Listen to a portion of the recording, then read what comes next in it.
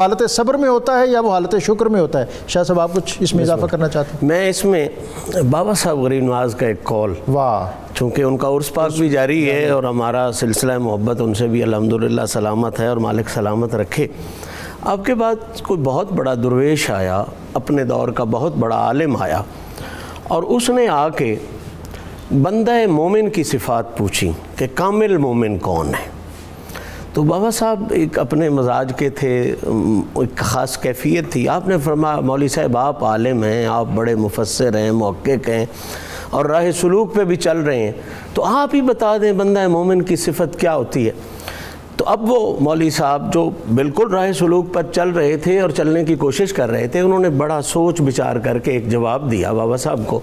کہنے لگے کہ جناب بندہ مومن وہ ہے کہ جس پر دکھ آئے تو صبر کرے، واہ، اور سکھ آئے تو شکر کرے۔ سبحان اللہ۔ تکلیف آئے، جس طرح مفتی صاحب بیان کر رہے تھے، دکھ آئے تو صبر کرے، سکھ آئے تو شکر کرے۔ ظفر نے شاید کہا تھا جسے عیش میں یاد خدا نہ رہی اور جسے تیش میں خوف خدا نہ رہا۔ اب بابا صاحب یہ بات سن کے مسکرا پڑے۔ اپنا اپنا لیول ہوتا ہے، اپنا اپنا معیار ہوتا ہے۔ وہ عالم دین، وہ مفتی، وہ شیخ الحدیث، وہ راہ سلوک پر چلنے والا پریشان ہو گیا کہ بابا صاحب مسکرا کیوں پڑے؟ تو کہنے لگا حضرت میں نے تو بڑی محنت کے ساتھ جواب دیا کہ جو دکھ آئے صبر کرے، جو سکھ آئے تو شکر کرے، وہ کامل مومن ہے۔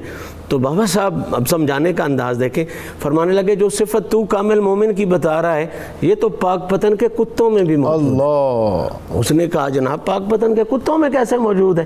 فرمایا یہ جو میرے کتے ہیں نا، انہیں جس دن میں کچھ نہیں ڈالتا، انہیں دکھ آتا ہے، یہ میرا دروازہ چھوڑ کے نہیں جاتے، یہیں پہ صبر کرتے ہیں، اور جب میں کچھ ڈال دیتا ہوں تو پھر کھا کے پوچھل ہلا کے میرا شکریہ بھی ادا کرتے ہیں۔ تو صبر و شکر تھے، اس حوالے سے تو ان دونوں میں اب وہ ہاتھ باندھ کے کھڑا ہو گیا، جناب میری جہاں تک منزل تھی میں نے یہی کچھ سمجھا، اب آپ کرم فرمائیں، آپ فرمائیں بندہ مومن کون ہوتا ہے؟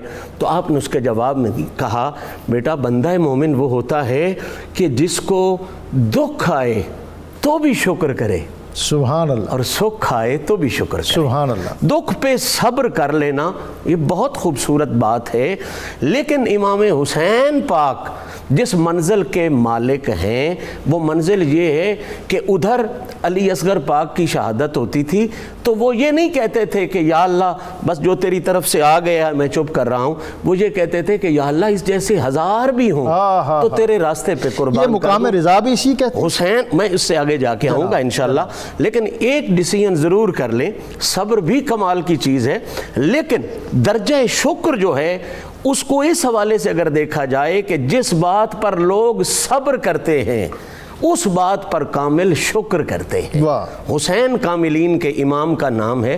حسین نے کربلا میں صرف صبر نہیں کیا، اس سے اگلا درجہ جو مصیبت آئی ہے اس پر بھی شکر ادا کیا ہے۔